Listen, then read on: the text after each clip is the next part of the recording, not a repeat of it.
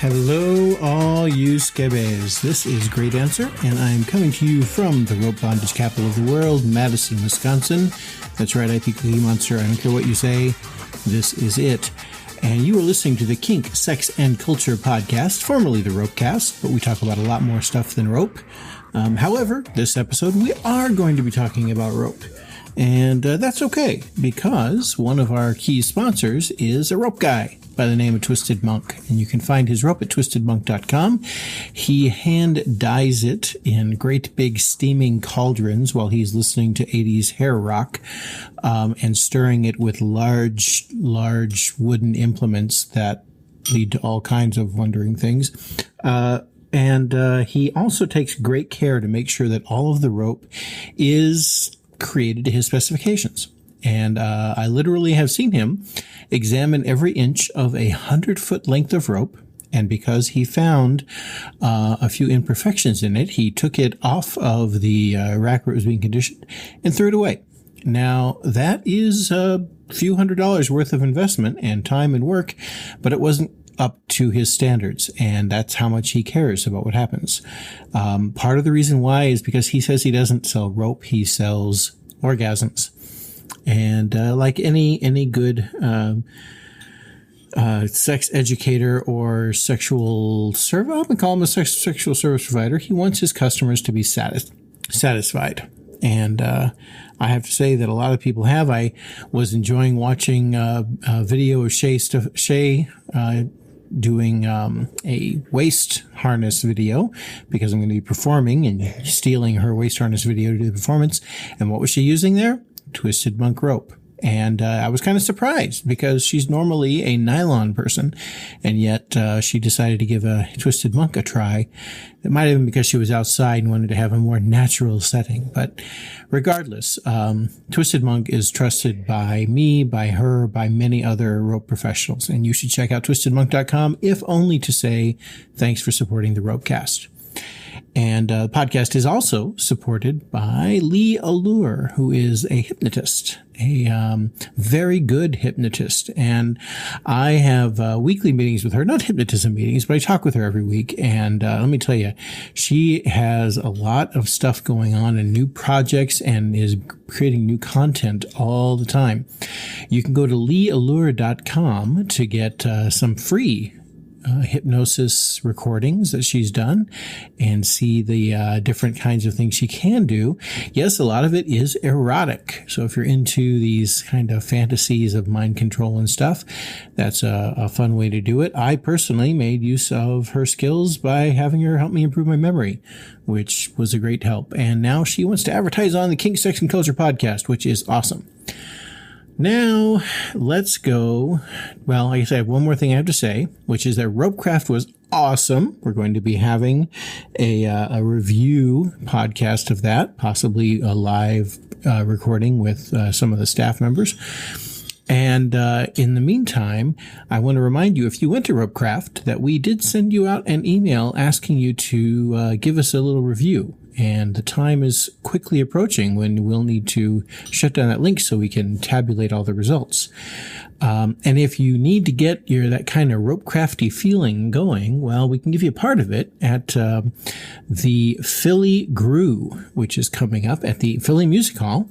If you go to grew.space/Philly, you can find out tickets, see the address, see a picture of the music hall, and understand why we are so freaking excited about that Grew coming up. Now, if you're listening to this podcast after, let's see, June 30th of 2017, I'm sorry you missed that particular Grew. But there are a whole bunch more left in 2017. There's a few planned for 2018 already.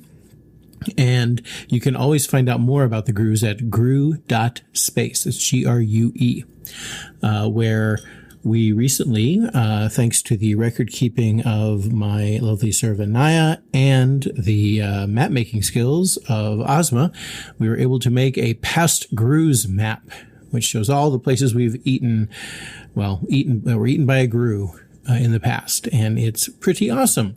Although, hey, I'll tell you what, Western U.S., got some catching up to do, and I really have this urge to have a GRU in Mongolia. I'm not quite sure why. Just something about the map made me do that. All right, so this particular podcast interview is with an old friend of mine, one of the best teachers. I've learned so much from this person and from his partner. That, of course, is DemonSix. His partner's Fabiola, and the two of them run the Kimbakunamicon podcast. If you're into rope bondage history, they can't do better than that. And the thing is that he actually wanted to talk with me about something that is a little more... we're getting into the woo stuff of rope now. And it's kind of fun because between him and Murphy Blue, I feel like we've gotten two different rope paths that are more on the spiritual side. And, if we have two different rope spiritual philosophies, that means we can have a religious war. We can have a schism. We can have a pope. We already have a few popes in rope. Anyway, he had a lot to say, and so I'm really glad to bring him to you, and hope you enjoy the podcast. So, DemonSix, that's how I should call you right now, right? DemonSix is fine, but... All right. Well, welcome to Matt, the podcast. totally. Okay, Matt, welcome Thank to the you. podcast. Thanks. It is obviously good to talk to you all the time. You and I touch bases far too quickly via text messages and things like that on occasion. And occasionally we get to actually share real life with each other. I already introduced you as my friend and a great teacher that I've attended, both personal lessons and classes of. But I wasn't quite sure how to describe you have a very interesting rope background, and I wasn't quite sure how to describe it, so I thought I'd leave that to you. Can you give people an introduction for the three people who don't actually know who you are? Well, I started rope seriously against Japanese rope about 12 years ago. I studied under a master here in LA who I will not name, but a good guy. Had found myself about 6 years ago having different ideas about how rope works and how group learning works. And somehow in the middle of all of this, found a group of friends that I love that became the Devil's Mask Society. But the way of learning that we use and the system of the way we run our organization is very different than I think a lot of what's done in the rest of the country. We basically have the fortunate. I can verify that. Well, we have a couple of things that are fortunate. We have Fabiola, who's the mistress of the Kimbakunamicon. If anyone's heard that podcast, there's a lot of deep Japanese information available there. We've had some very good people just in general. And what we've been able to do is to break down Japanese rope technique-wise. And this is where my evolution has changed a little bit. We've been able to break it down technique-wise into a system where you're understanding more of the whys of the technique and to be able to decipher for yourself how those techniques apply. For me, that was phase one of my development, really. I mean, I had a time of building an encyclopedia and a library of information. And then another few years of Devil's Mask of putting together a system of classes that we use now. But I now find myself in phase two, which is more the emotional side of tying and some of the things that are a little more hidden from us. Now, when you say hidden, are we talking like secrets that the masters don't share with the students, or things that we have overlooked and just not seen? A little bit of both. I think the base way to explain this, and because once you start saying the community overlooked, it automatically kind of becomes accusatory. And I don't want to do that. It's very explicitly what I'm not here trying to say. But and this will get a little esoteric, Ray. We've talked about this before about how the talk is. But there's an idea of what they call base assumptions. Wait, say it again. Base assumptions. Base assumptions. Okay.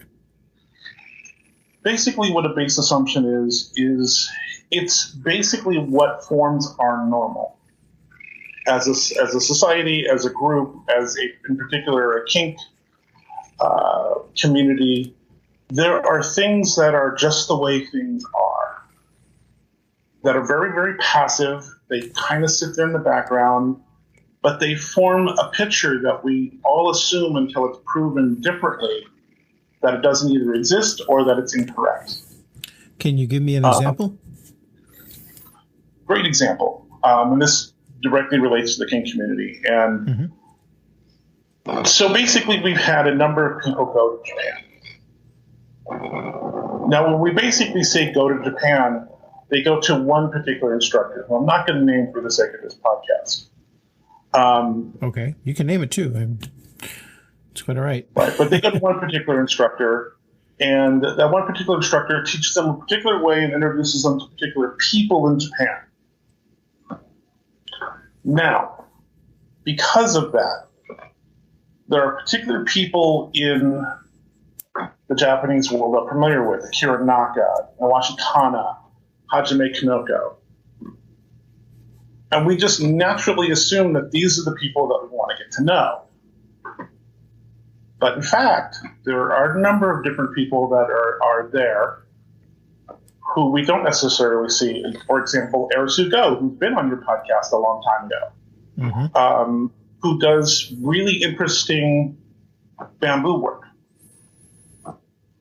If you saw some of the work that Erisu Go is doing now, you'd be like, oh, wow, that's amazing. Now, this is very public. There are movies that have been done with his work shown. In fact, he has probably the best ending credits of any SM movie in Japan ever done. But we don't really pay attention to him here. Now, is that a fault of the community? No, not really. It's more of, because we don't necessarily pay attention to that because we've had a focus from a particular point of view, that gets excluded. Does that make sense? Yeah. It's you can only take in the information that you're actually exposed to. Exactly, and then adding in the language barrier, adding in a number of other things. Right. All of a sudden, we start to get a picture of what we think normal is. So we see a lot of, for example, male tires, beautiful female bottoms coming out of Japan, for example.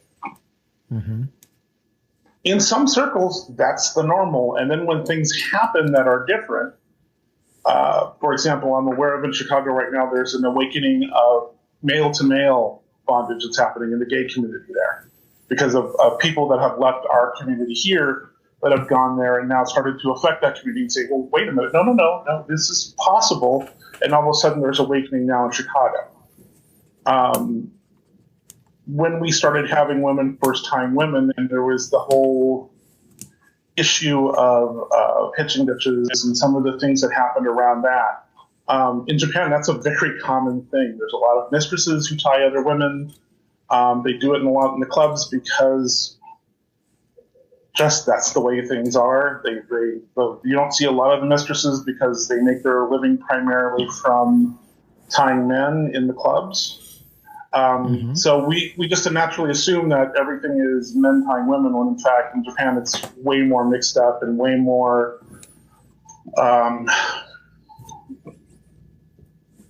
the normative there is different. Let's just say that. Then what their normal is would be different than ours. Right. And I mean that's not even looking at the base differences between Japanese culture and U.S. culture. Yeah, and then we pile that on top of everything, and all of a sudden we start getting very, very different pictures. Right. it's interesting because it's made some of my heroes bigger and made some of my other heroes lesser. Once I started looking at the emotional side of things. One thing that happened recently for me when we started talking about the emotional side of this is it started to make me consider, who am I? Who am I in relationship to what I do? Who am I in relationship to what is my base? What is the thing that makes me who I am as a rigger? Before you get into it, was there an instigating incident, a moment when this really came to light for you?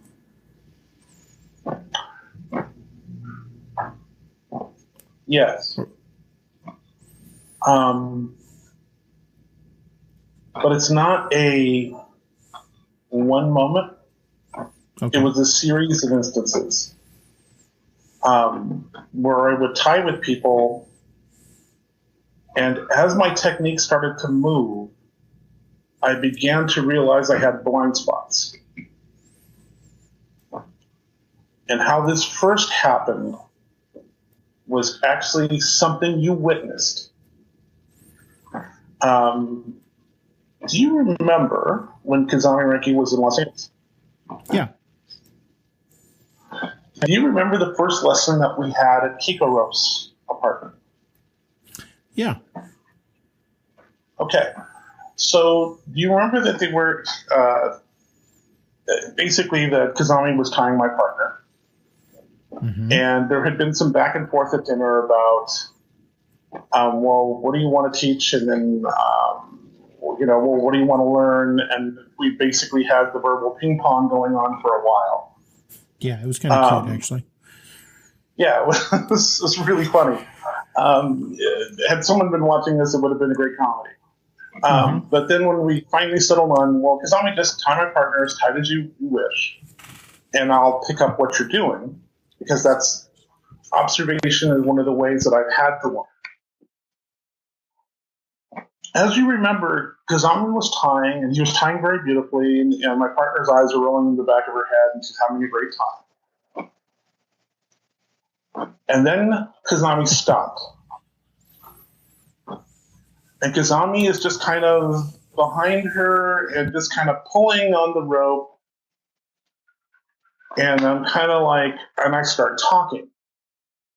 And Kiko Ropes kind of looks at me and just kind of gives me a little look, and I realize it's time to shut up again.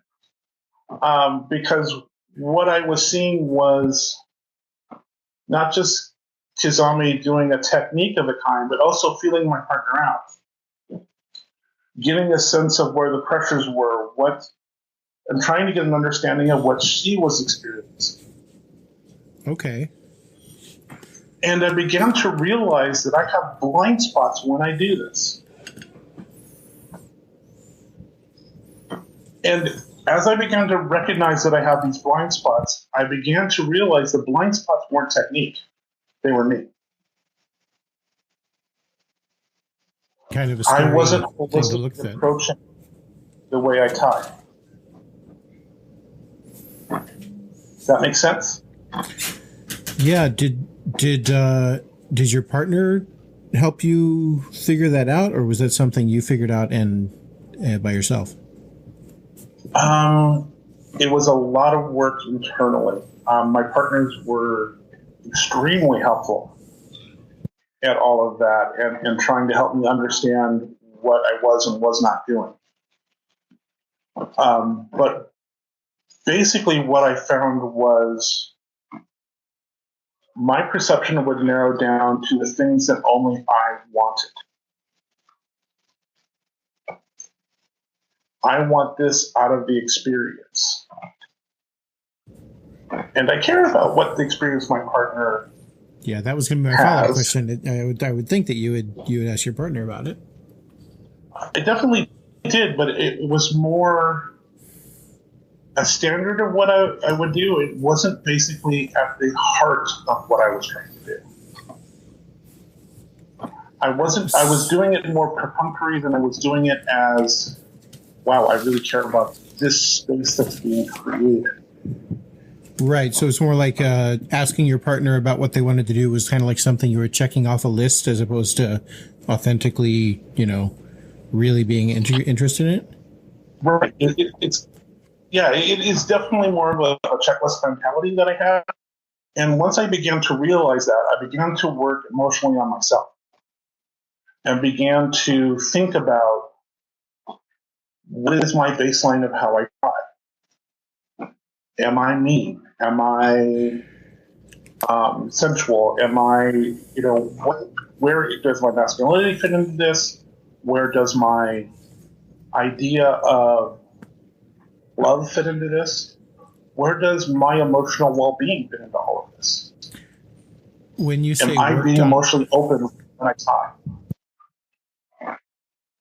Say worked on this, you mean within the rope, or you mean like as in working on yourself outside of your tying? All of the above. Talks with friends, talks with therapists, talks with a number of people to get an idea of what holistically made me a rigger. And in some cases, having to weed out some forces that made me a little more competitive, made me a little more forceful, that I began to realize were kind of taking an edge off of where I wanted to be.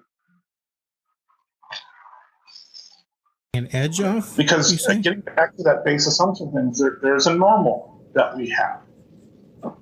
We have a normal assumption of, okay, I'm gonna tie a rope and I'm going to ascend. And I'm going to ascend because I know X, Y, Z, or because I am versed in this particular set of subjects.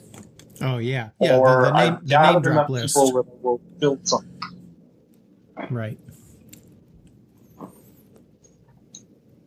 And I began to realize that's not the way it works for me. As you're familiar with Devil's Mask, like there's mistakes that I've made in the past that I've kind of learned from. And with Devil's Mask, we don't have a leader.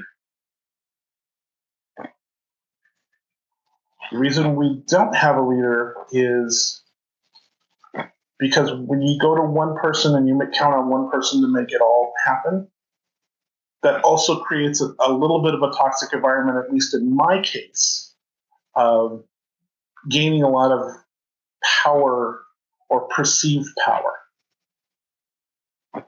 Okay. So when Devil's Mask formed, I opted to go, no. I'm not the leader. I'm one of the people helping. Everyone is kind of in the leadership here, because then when my issues pop up, I can be voted down.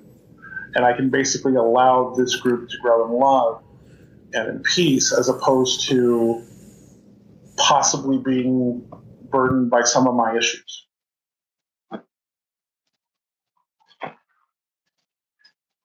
And I began to realize I applied that to the group, I didn't apply it to my time. And that's when I started to make changes. I'm trying to read on, because I mean I've obviously hung out with Devil's Mask for a while, and while you don't have an official leader, I mean there is still a hierarchical structure about doing things, and always has been. I mean, for a while it was you.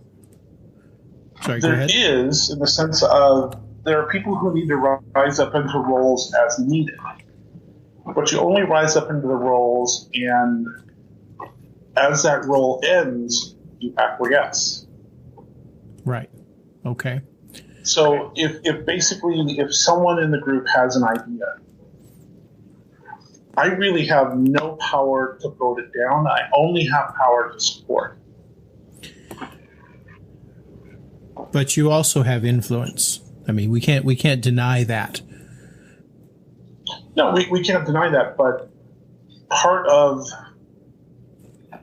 and this is something I don't think is a deeply guarded secret in our group. Except all the cells except for the most current one. Fabiola and I will attend the first one, but we don't speak up, even though everyone knows in the room that we are the teachers of the people who are teaching the current cell program. We do that to acknowledge that while we might have some perceived power, it's not okay for us to use it. That when we're in a class, that class belongs to the people who are running that class that do not belong to us. And we make very clear in the culture of Devil's Mask that that is the case. And that tradition has been handed down from other leaders, and now it's forming more leaders. Like, we have new leaders rising up in the group right now because we did that. So the funny thing is, now I can take off my own devil's advocate mask, because all those questions I was asking you was basically because I know that's how it's done, and I wanted everyone else to hear how you explain that, because that is one of the reasons why Devil's Mask is different than so many other of the rope groups in the U.S. And it solves a problem that, well, not just rope groups, the kink groups have in general, of the cult of personality. Of the, you have somebody who is charismatic and knowledgeable, and they get into a position of power, and then they have a hard time letting it go. And I think that's what you just described is a great example of acknowledging the deep knowledge within a group without having to attach constant leadership to it. Plus, it's got to feel good to you I'm guessing, I won't put words in your mouth, but it's got to feel good to have been able to sort of step back and work on your own things, and see the group still go on and thrive. That's kind of my goal for Ropecraft. At some point I want to be able to step off and hand it over to somebody and see it continue. So I'm sorry, I'm getting off the subject of the personal work. I apologize for that. Do you want to get back into that? No, I think at this point in time and what the community is going to, I think that discussion needed to happen. That's kind of I know that there are Thank groups you. out there right now trying to figure this out, and I think it's good to talk about this. Right. But it does start in a personal level too. So when you were starting to work on this stuff, were there any particular tools that you found useful or more or less useful in terms of figuring out your base assumptions? Yeah. One of the things that I had to start figuring out was I had to start divorcing myself away from saying, first of all, Japanese terms. I had to be able to explain myself very clearly to a partner. And Japanese, I found, started to mask what I meant. It started to muddle it. That was the first thing that had to happen. The next thing that had to happen, hang on I'm going to do this second. in a very succinct order as opposed to just haphazardly. One thing real quick. I think did you say Japanese terms was what you said? Yes, I don't use Japanese terms. Gotcha. Sorry, that cut out briefly on Skype. So thanks. Go ahead. Yeah, that's the first thing. The second thing is I no longer say I tie someone's particular style. I don't tie Kazami style. I don't tie Kana style. I don't tie Naka style. I don't use those terms anymore when explaining myself to partners. One, they have generally, most of the time, no clue of what I'm talking about. Two, I'm burying myself in an idea of once I say that, it kind of sets a course of how things are going to go. And that may not be the course that's required for that particular interaction. Wait, you're talking about tying to the person and not to the style? That's heresy.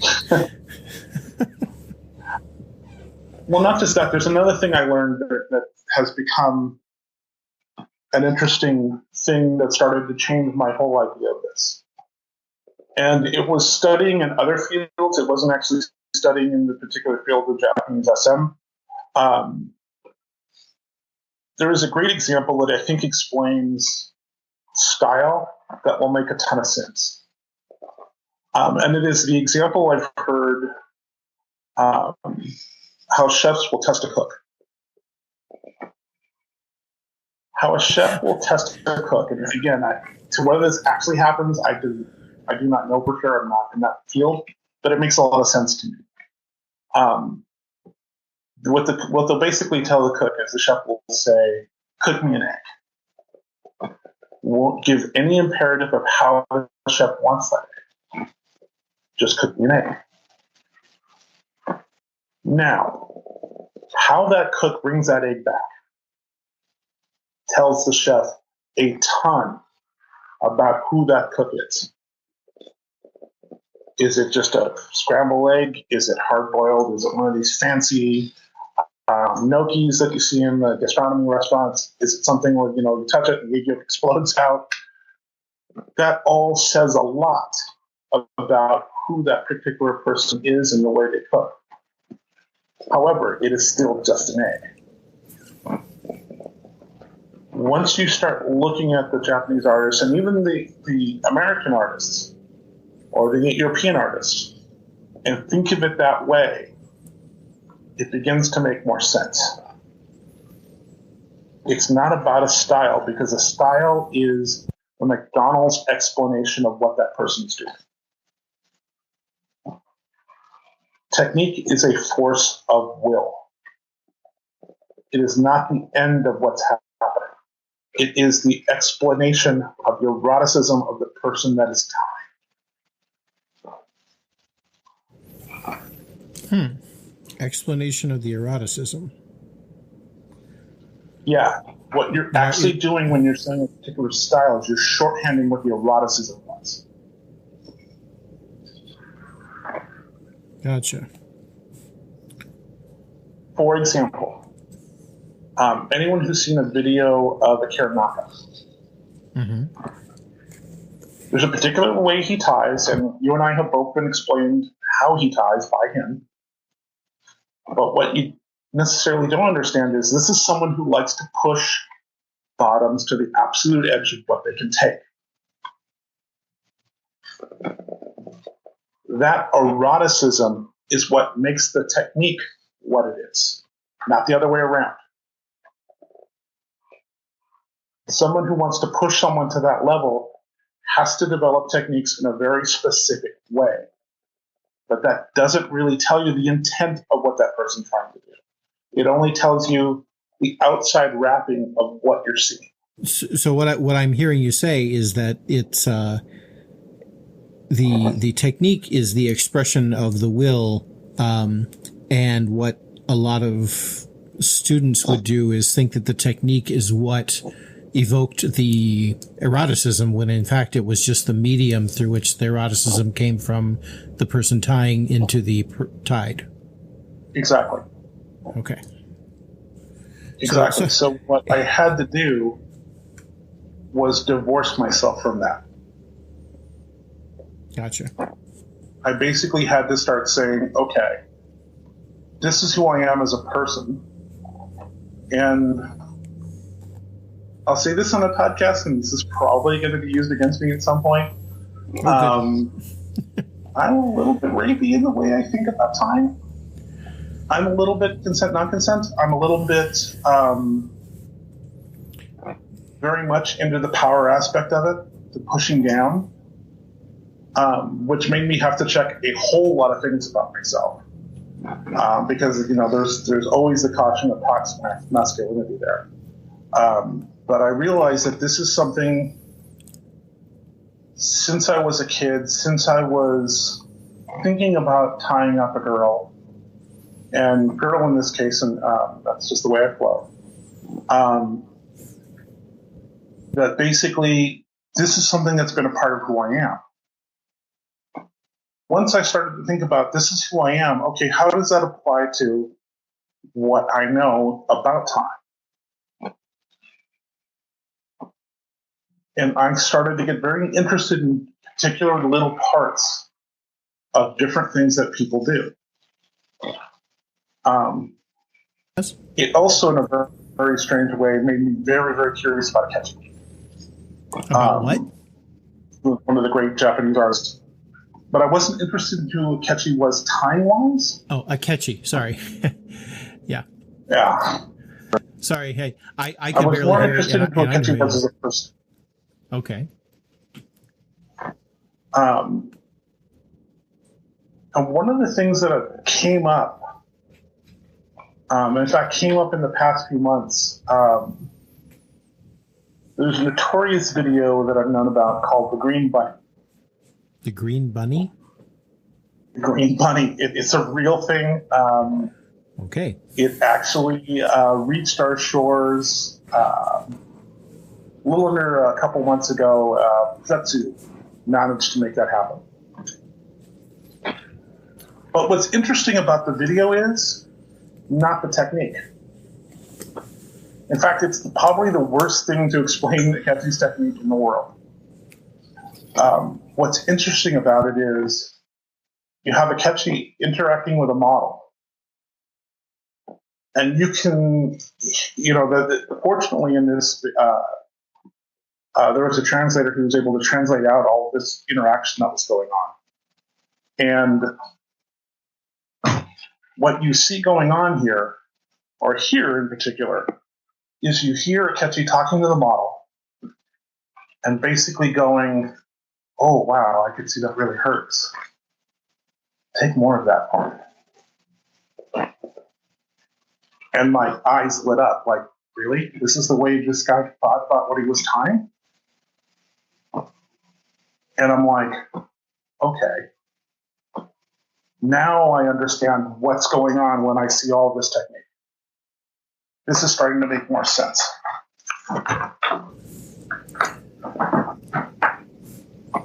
That also might explain why some of the questions we had for the instructors when they come over here from Japan, like we'll say, well, why did you tie that particular tie in that way? And they'd look at us like we were idiots because they're like, well, that's the way it needed to be tied then, but that's not the way it's always going to need to be tied. Exactly. Exactly. But it also changes the erotic perspective of what was going on. I began to realize that there was a bit of a power game going on there too. But there was a game of, well, gentle and more towards how I would want to present myself. Okay.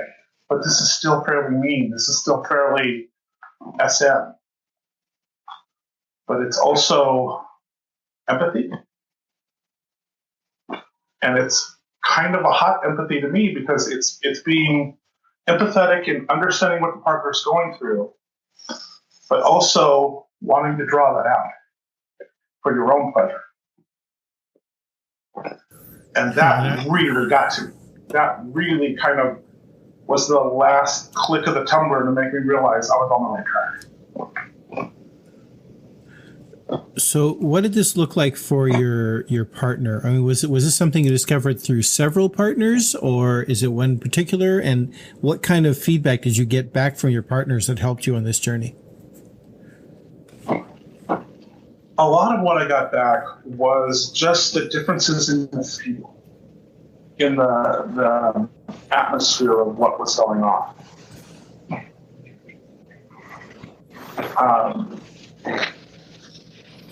A lot of, and again, I don't want to, there's some things that were said in confidence, so I don't know how much I could share.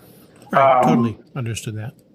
But certain locks and ties that have particular meaning between us couldn't be done in public anymore. Because we understood the intimacy of what those particular things meant. So, like, it's interesting to me that it became more hyper-focused on each other than any particular part of the experience.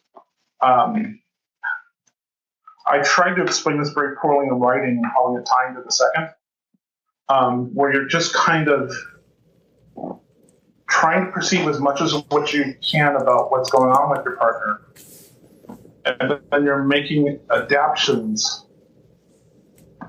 Sometimes they're micro. They're not even a big thing. There's something that you might not even notice if you watch it from the outside.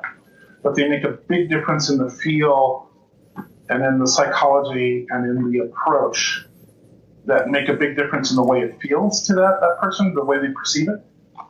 And it's like you begin just tying this way and just kind of opening yourself up. And it opened me up to a number of different things in understanding the psychology of what happens when you interact and connect.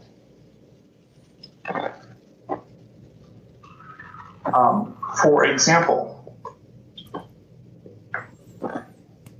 we've heard of top drop before and bottom drop. Yeah. Let me try a theory on for you and see what you think of it. Could top and bottom drop be grieving? Grieving for a lost experience? Grieving for the loss of connection. Oh. Yeah, I think that would be an appropriate metaphor. I mean, it's... I think it's... I teach a class on the various neurochemical reactions that happen before and after, and another way to look at it is it's sort of like coming down from a high, and some of it is your body's natural way of saying, hey, you can't be high all the time. We need a chance to recharge. But yeah, I could definitely see how that would come out in a version of grieving. Yeah. Yeah, and it's kind of, once I started playing with it this way, I began to find things like this going on. And then I had to kind of re-examine myself a little more and begin to really focus in on, okay, what makes that connection work and what causes that grief, and start working more on how does the aftercare flow from when these experiences happen. So I'm very interested in that. Yeah. Go ahead. Sorry. It changed my protocols a lot. It changed how I spend time with people when I'm tying and when I'm not. It changed a lot of what the questions are about where that person is emotionally when I tie. And again, this doesn't happen with regularity. So nor do I think that was going to be my next question was, is this, I actually don't know if you tie with a lot of different people or if you generally tie with the same person or people. And I'm wondering if it changed between whether, how well you knew someone. It does change with particular people. I don't, and this is the other thing that's kind of changed for me, and this gets back into the base assumption of kink culture, and is some toxic masculinity I discovered in myself that I've only recently begun to rid myself of it. I don't want to say I'm clear of it.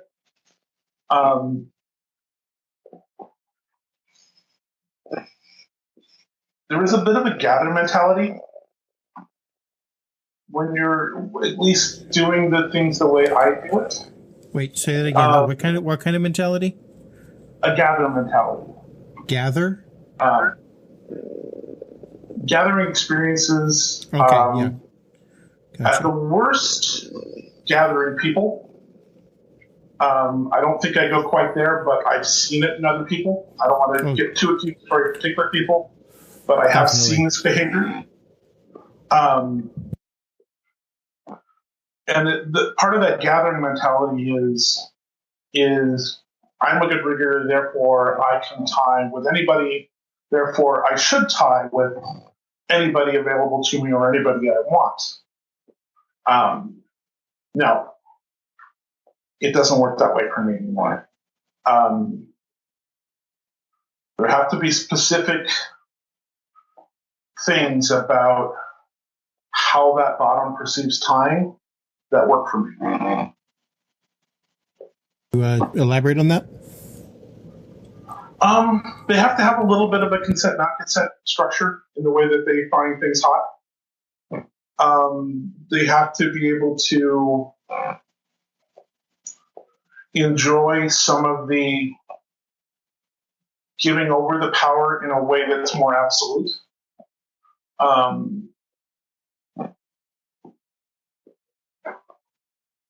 A lot of the ties I do now lock, and they lock in a particular way that doesn't allow a lot of movement.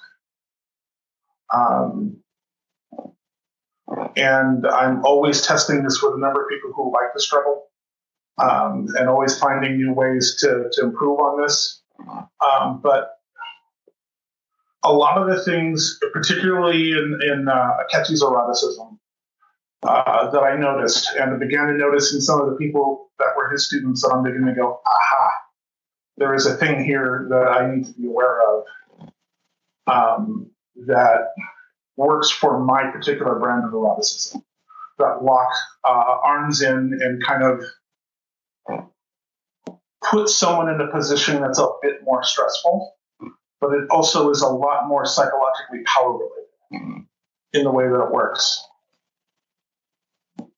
And once I discovered that, that became a big opening of the tumbler, of the lock, so to speak, on what particular bottoms I'm going to have that connection with and which ones I'm not, and which ones really, I like you very much as a person, but it's not going to work time. And it's really not so much about physical beauty. It's more about just the way we connect.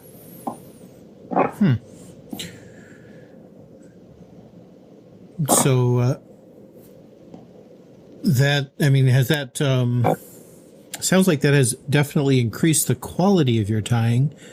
There's in the quality of the experience for both of you. Does that lend itself at all to the performative style of tying, or does it have really nothing to do with that kind of thing? I can't do the performative style of tying. Wow. It's absolutely toxic to my ego.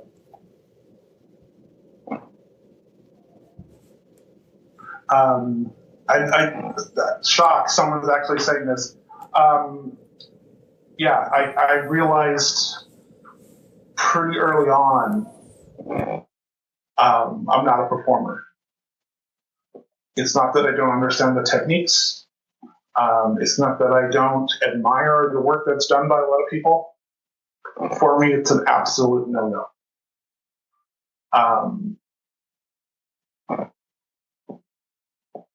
I used to have a little bit more of a braggart style in the way I tied, and it got in the way of being who I think is my better self.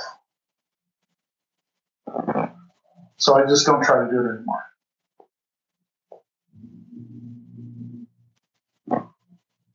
So, all right. So we get the performance. How about your teaching? Does that change the way you teach people? Yeah. In fact, I'm going to be trying it out in a larger group very soon. In fact, I really haven't unveiled a lot of this phase 2 stuff, the Devil's Mask, yet, except for a few individuals.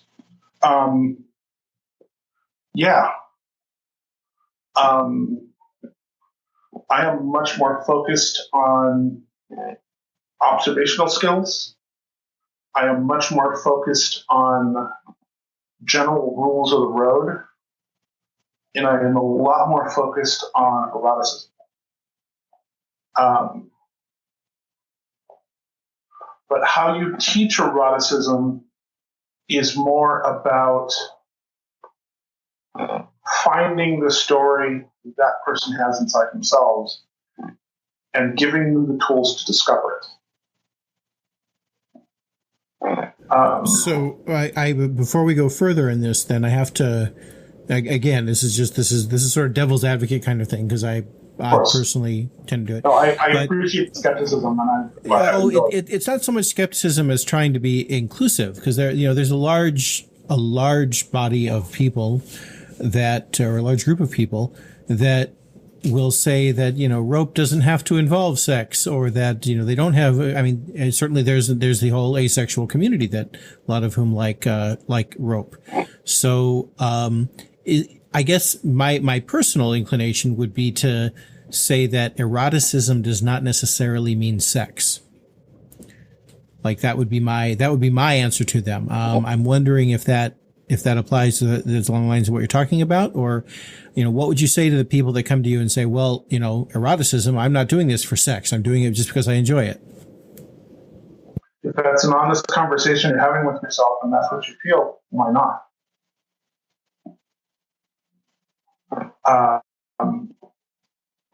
The question comes from what that conversation with yourself is.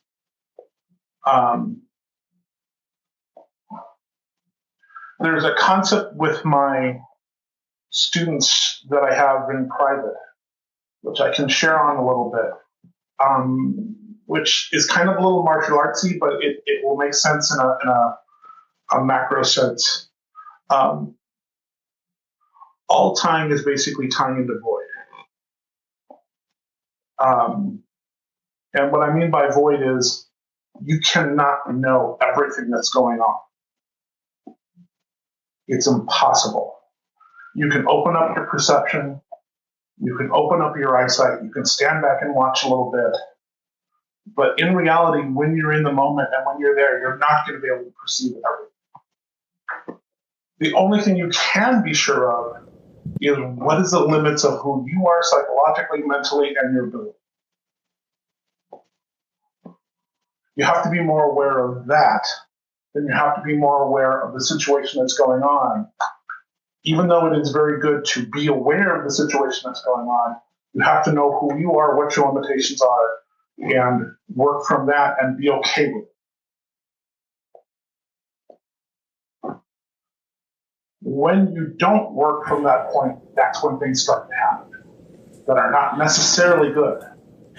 Yeah, I was going to say, you have just burst the ego of so many riggers who, I'm sure you've read them too, but they're the ones who say, I would never start a tie unless I know exactly what's going to happen at every step of the way. And I can just tell what my bottom is feeling, and I always know what's going to happen. Or for that matter, bottoms who hold their riggers in that kind of a thing.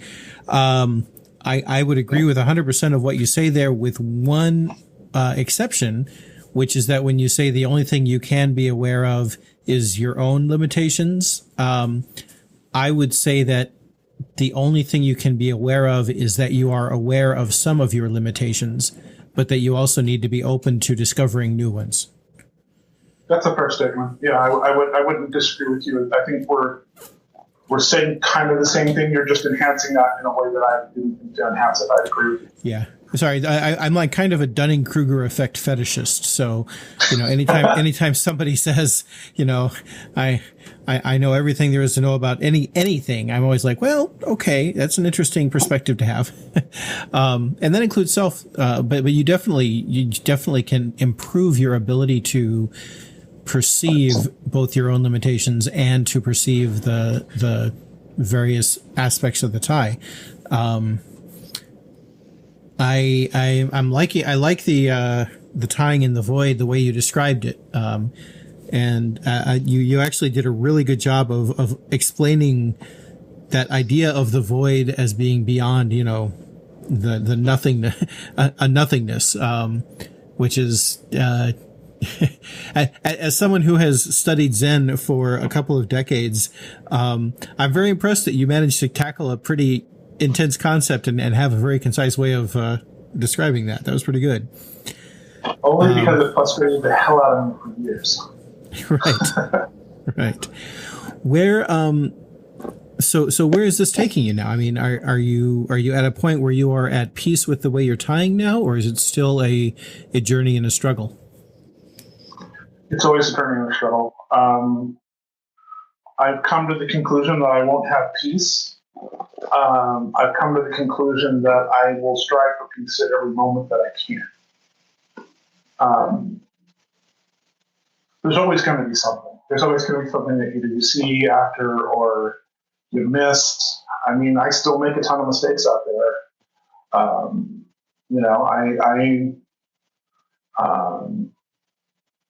I'll make minor infractions all the time of, oh, I'm sorry, I messed with your consent a little bit. I didn't realize I missed that. Whoops, and talk about it and apologize as sincerely as I can. That happens still.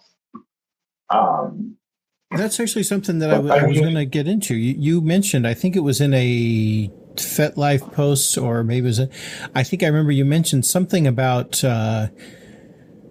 that this kind of awareness you believe could help improve the consent environment in things. Can you describe how that changed?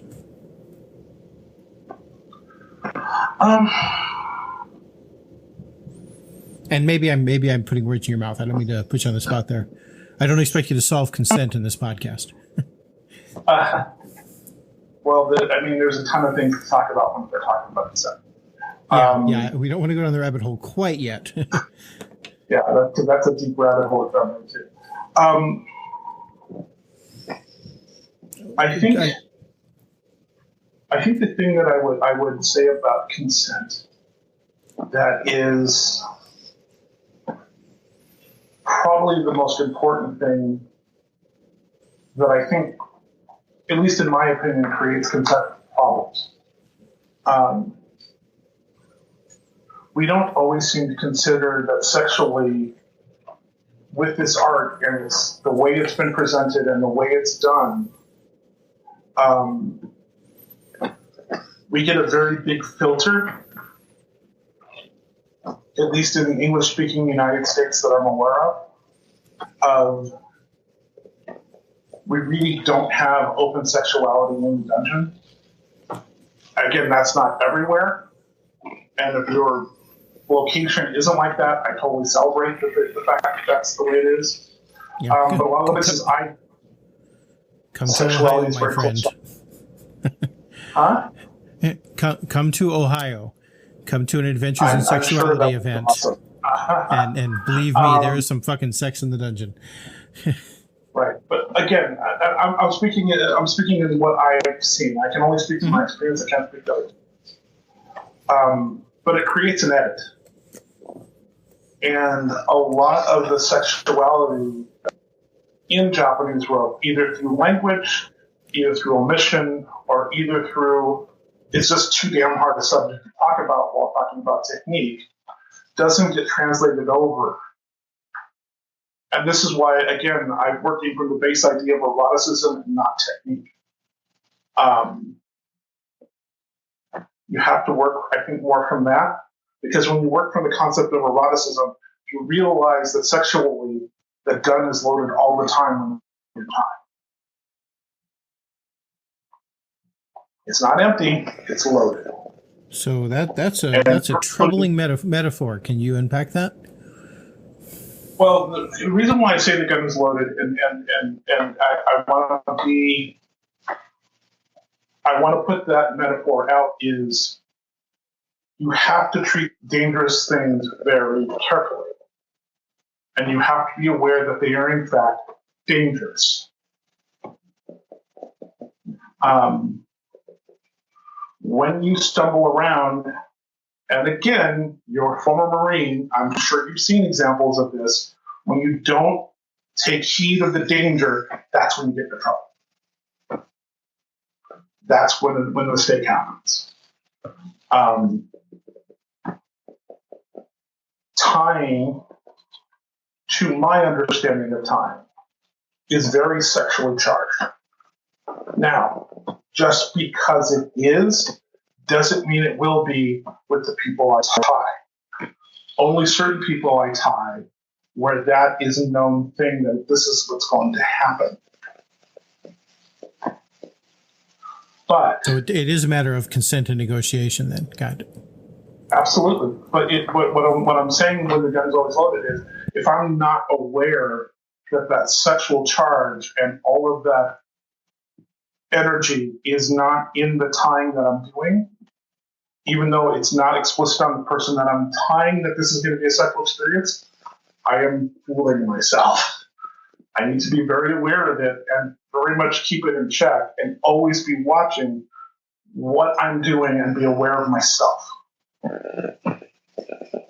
So this is reminding me of that whole poly phenomenon when people will say to someone, look, you can go ahead and have sex with that other person, but just whatever you do, don't fall in love. As if that is something that can be controlled. Well, we are a human animal and we are capable of self-control. But I'm just saying we can't necessarily control what we're going to feel. Mistakes. Right. So, and that's what is our flaw and our beauty. We're going to feel emotions. We're going to feel things in the moment. And they're not always going to be the best thing. And again, I want to be very clear. I'm not excusing any behavior of any kind. I'm just saying for me, so that I don't make mistakes, I have to be keenly aware of the sexuality behind the ties that I do.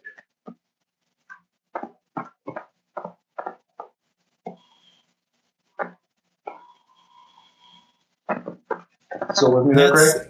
Yeah. I'm just trying to figure out, is that so when you say you need to be aware of the sexuality, that your personal sexuality, and do your best to do it with your partner.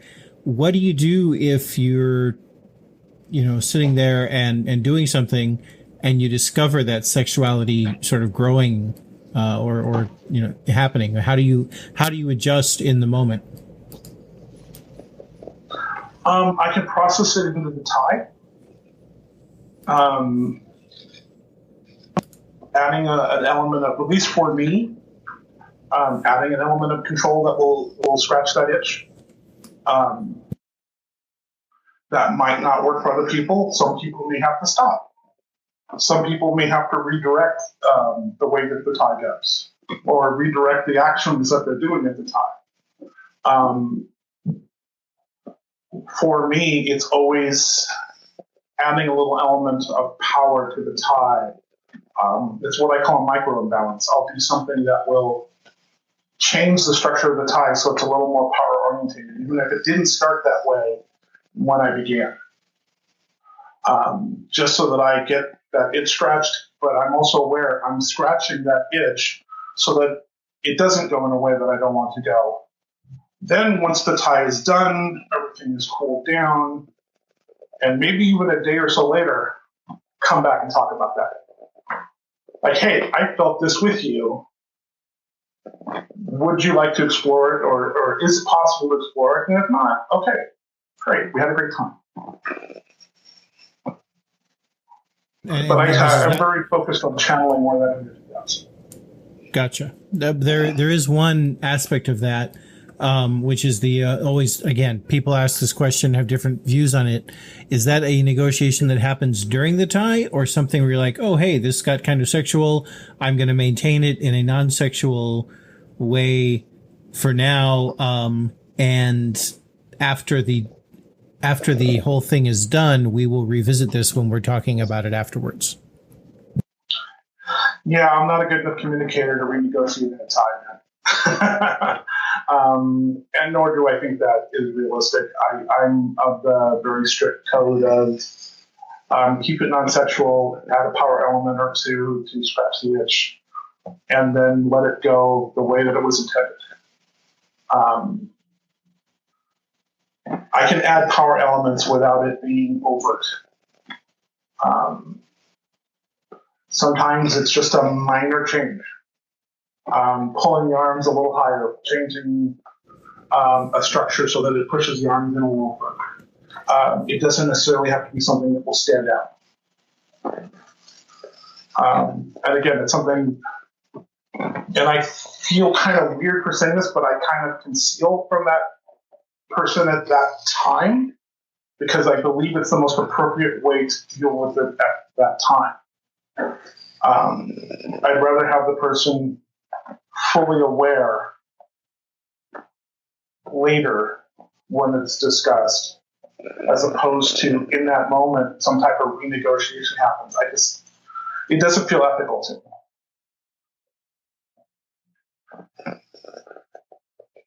So how do you bring that up afterwards then? I mean, have you ever had it when someone's like, wait a minute, you were feeling that then? That's terrible. Yes, that has happened. But then again, I think that's just part of having an adult discussion about the subject. I never know how that's going to turn out, and I open myself up to rejection, which I accept. But it's just kind of, it has to be brought up in that particular way with that particular partner to where they're at. I just can't change things in the moment like that. At least when I'm trying. It's really more of a discussion of, hey, look, this is how it felt to me, how did it feel to you, and then kind of go from there. And that's kind of organically how it works.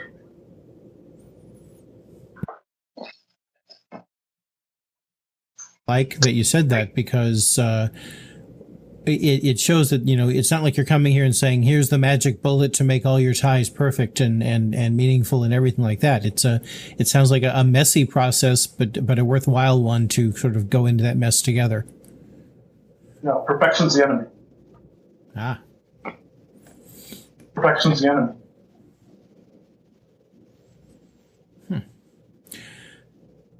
So I'm going to say this in a tie: perfection is the enemy. If you do something absolutely perfect, I will bet for that person what you perceive as absolutely perfect isn't. This kind of reminds me of something I experienced with Murphy Blue, actually, after a performance that he did. Because I can't remember where the performance was, but he did a performance, and you've seen Murphy Blue perform. He's amazing. And he killed it on stage. He and his partner just totally did a fantastic job. And he came off stage, and I said to him, hey, man, that was amazing. That was perfect. So great. And he was just shaking his head, and he's like, no. In practice, I did much better. In this one, this thing went wrong, and that thing went wrong. And I just looked at him, and I said, do you ever think that maybe you practiced it wrong and you performed it right? Because I think that to some extent, and you even brought it up earlier when you were saying you think of lots of mistakes and things like that. I wonder if the mistakes sometimes might be more in the expectation you have of a tie or of an experience as opposed to the actual experience itself. Yes. I think it is entirely about perception. I think if one thing that people can take away from this discussion that I really would like to take, for them to take away, is that your perception is either going to make you a great reader or a terrible reader. You can have all the technique, you can have all the skills, you can have a pedigree of thousands of dollars of education from whoever you want. And you can practice until your hands turn bloody. If you don't have the perception to understand what's going on in the moment and where that partner is, and what's going to create the great erotic effect, you're probably not perfect. And even then, perfection would be stupid to say because that's entirely subjective. There is no right answer to that question.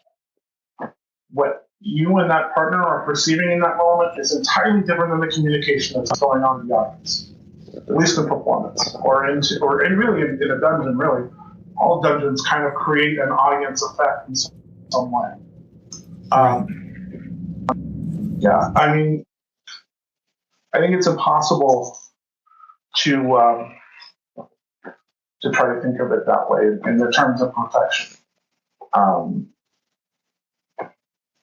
I deliberately have something that I'm trying to teach my more advanced students about what I call micro-imbalancing, which is the tie isn't exactly perfect. It's imbalanced to the partner. You're actually deliberately messing it up a little bit to make it more interesting for the person you're talking to. And again, I know people use these Japanese terms of wabi-sabi and all that. I was just going to bring that up, yeah. But it's much more individualized than that. That sounds fantastic. Because of time, we're going to have to leave people on that thing, that hanging edge. Do you have, I get that you think people should work on their perception.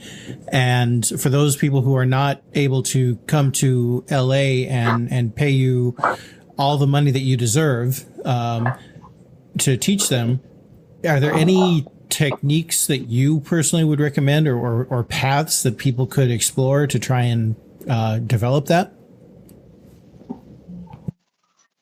I'll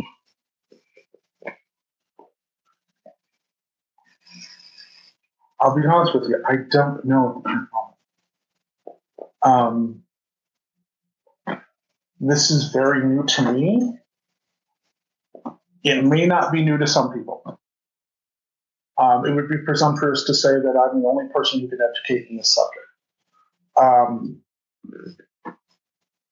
At the current moment, I don't know. I don't know. The tips that I would strongly recommend is try to find the baseline of what makes you happy. I like this particular tie. You don't even necessarily have to know why this particular tie or this particular way of doing a tie works for you. It doesn't also have to be absolutely correct. You just have to realize that this is the thing that works. And then once you realize this is the thing that works, you have to then focus on, how do I make it more safe? How do I protect my partners? How do I work from that base point? But once you begin to realize that this is the thing that's making you happy, and this is the thing that you want, then you start working with inside the constraints that are going to be shown to you. A partner can't do this or that. A partner can only do it this way, or a partner enjoys this, or the partner really loves this aspect of things. And then you have to find ways to make your space that you enjoy in those spaces that are given to you. That would be the thing that I would say is the skill that you need to develop. That's the tip. I'm going to give a tip that you need to develop. And for everyone, it's an individual thing. There are tools that I'm understanding. You've experienced one of them, Gray, at one of the grooves where I experimented with this. The 3 different ties with 3 different emotions behind them. Right. That was the first experiment where I actually started to experiment with this, with how to teach it. But again, it's going to be a process for each individual person to find out. And also from the bottom space, what is it you enjoy about the riggers that you work with? What aspects turn you on to their time? And ask for it actively. Like, hey, I really liked when you did this thing. This thing really got to me. Please, I don't know what you did. You may not know exactly, but I want this. And express it. Like, hey, this really worked. And then the reader can go back and remember and go, oh, wait, okay, I remember what this kind of was. And then see if maybe that was part of who they were, that this is something more that they're enjoying. It just goes back to that whole communication thing. Yeah, doesn't sound simple at all.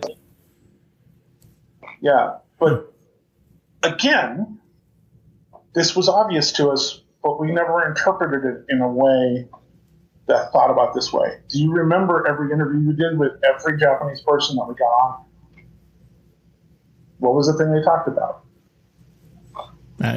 Honestly, the word that came up more often than not was love. love, but they also talked about communication. Well, yeah, but that's when I would ask what is the most important thing about it. You know, that what are you communicating with? Yeah, it's that feeling. So, wow, you're right. This is deep stuff, but it's really good stuff. Well, it's what I'm finding is making me more who I am. And again, I'm by no means finished. I'm still working at it. Well, hey, how about I throw some easy questions for you about who you are? Oh, jeez. Are you gonna cover these questions again? It's the lightning questions that I always do at the end of the podcast with my interviewees. And I think I have done them with you before, but it's great because we can now go back and see if they've changed. Okay. All right. So, first question. What is your favorite food? That has changed. I would have to say, because Los Angeles has gotten really hot on this subject, fried chicken. Fried chicken. Yeah, that has changed. Oh, man, has this city really kind of gotten its game up on that subject? Huh. Okay, what's your favorite drink? Oh, still Stranahan's. Okay. Yep, that one I probably could have guessed. If you were about to, if I asked you to recommend me a good book to read, what would you recommend? Something I'm looking at lately. Mimi Yu teaches Japanese shibari. Say it again. Mimi Yu teaches Japanese shibari. I like where that book is going. Mimi Yu teaches Japanese shibari. Is that the one I got you? What does that book look like? Is it a woman teaching how to tie? Yeah, I believe she's out of London. Okay. Yeah, I've been looking at this book, and it's teaching some very good basic rules of the road. I've actually enjoyed looking at it, and I've been going through it myself. Yeah, maybe you could send me a link to it. I can include it in the show notes. Sure. Okay. So, and what's a good movie that you would recommend? Oh, that has changed quite a bit. Yeah, I see.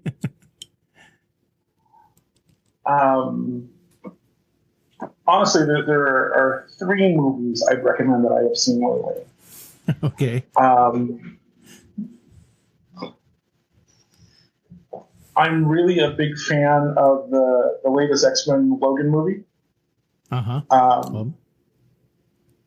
Oh gosh, this opens up a whole bunch of movies now when I start talking about this. There was a Japanese anime that strangely hits on what we do. I don't know how this happened, but it's the most popular anime in Japan right now. It's called Your Name. Your Name. Okay. Which starts again, there's going to be some Japanese terms in it that are going to be familiar to people who tie. It doesn't relate to tying shibari, but it relates very spiritually to what we do. And the other one is the latest Wonder Woman. I'm over the moon with that movie and the powerful feminine that that movie's portraying. Excellent. Okay.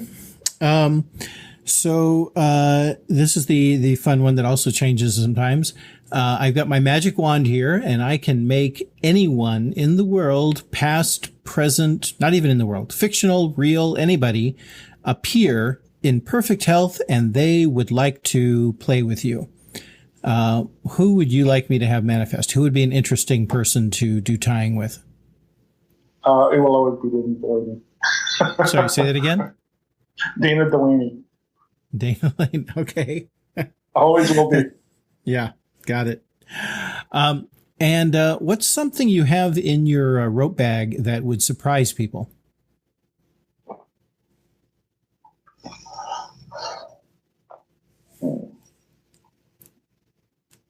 Ninja Tenagui. Okay. Yeah. And by their tenagui shall you know them. I see. Yeah, it was a present from Hawaii Kasumi. It is a tenagui with ninjas all over it. It's hilarious. And see, my favorite tenagui that I have was a gift from Midori, and it's a tenagui with kabuki makeup all over it. Cool. So, yeah, it's pretty awesome. And the final question is, what is your favorite dirty word? Still fun. Always will be. I use it a lot. Gotcha. Cool. All right. Well, do you mind if I do a little bit of, if I announce what you and I talked about briefly on text about a certain event that you're going to be presenting at? Absolutely. And I'm actually going to do some presenting in San Diego late August as well after the group.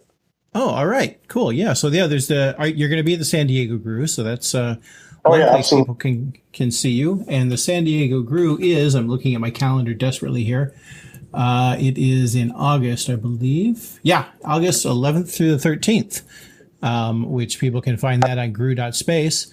And you say you're going to be doing teaching, after the Grew or at the Grew? Yeah, I'll be teaching late August in San Diego as well. And this will be the first time that I'm going to introduce a lot of these techniques that come out of the research that we've been talking about.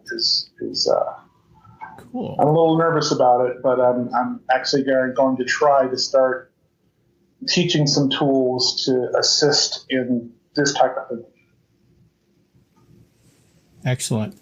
And then March 2nd through 4th of 2018, you will be coming to San Antonio to teach at the 4th Ropecraft. Yes, I will. I'm looking forward to that. We are really excited to finally get you into that. This was so fantastic.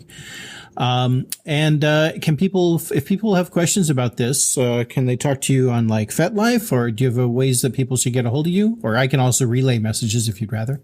Yeah, I'm still findable on FetLife, DemonSix on FetLife, and I believe the email address for me in Devil's Mask Society is at DemonSix at Devil's Mask Society. Gotcha. That .com? I think so. I'm emailing myself. We will find it out and put it in the show notes. That's totally fine. All right, cool. Well, thank you so much, Matt. I appreciate that you were willing, and we had trouble scheduling this interview, and I appreciate your patience in making this happen. No, I really wanted to discuss this because I know we're a lot of people in the community are going through a hard time right now, and my heart goes out to them. Right. And I really appreciate you bringing this stuff up. It's good stuff to talk about. All right. Well, I will be in touch with you later on. Thank you so much. So did I tell you or did I tell you? He had a lot of interesting things to say. And I wanted you to make sure that you don't conflate this with a recent writing by another Southern California Japanese bondage rigger that was conflating trust and consent, and basically saying that trust should be used instead of consent. That is not what Matt is talking about here, and I can tell you that because I actually talked with him about that, and it was interesting to me to hear how his path that he's on, which he and I both have said, this is not something for everybody, but it's interesting how it changes the way he ties and it changes the experience of tying. One of the things that I think this could be very useful for is if anyone is suffering from like burnout. It might be worth it if you're tired of the way you've been tying and stuff like that to maybe do some of these sort of, can we call it mindfulness exercises with your rope and see if there's something that you've been hiding from yourself in your rope work. But anyway, thank you, DemonSix, for getting me this stuff, and we really appreciate it. If you have any questions or comments about this, you can email me, greatanswer@gmail.com, or you can always find DemonSix on FetLife, where he is DemonSix. That's spelled out, by the way, S-I-X. The last thing to do, of course, is to thank our lovely sponsors, Twisted Monk. I've just been on text with him, working out some possible special surprises for the San Antonio Ropecraft, which, by the way, tickets will be going on sale very shortly. In fact, if you've been to a Ropecraft already, you will be getting a link to buy your pre-sale tickets like tonight. In fact, you'll be getting it before you hear this podcast. So if you have been to a previous Ropecraft, you should check your email because you have a chance to get San Antonio Ropecraft tickets. And also I want to thank Lee Allure, leeallure.com. Lee and I actually sort of poke at each other every week and try and make sure the other person is working on things that we're supposed to be working on. And today she sent me a message and said she had a great weekend and asked me what I was going to be focusing on today. And of course, what I'm focusing on is this podcast. So there you go, Lee. I am focusing on this podcast and telling people that if they're interested in erotic hypnosis or just regular hypnosis, they should go to leeallure.com. I also want to give a thanks and a shout out to my patrons. They are a great support. They're, of course, on patreon.com, patreon.com/Gray Dancer, GRAYDANCER. And I always love to hear from them. And if you have requests or suggestions for podcast topics, I'd love to hear from you. Especially if you know of anybody that's going to Fusion or to the Philly Grew. It's grew.space/Philly, PHILLY, that you think would be a good person to interview. I will definitely work on that. So email me, graydancer@gmail.com. This has been a long podcast, hour and a half, supersized it. So I hope you enjoyed it. And I will be back again on Monday. Naya and I will be on the road in between Fusion and the Philly Grew. And meanwhile, we'll keep on looking at kink, sex, and culture. It's much more complicated than black and white, so you might as well dance in the gray.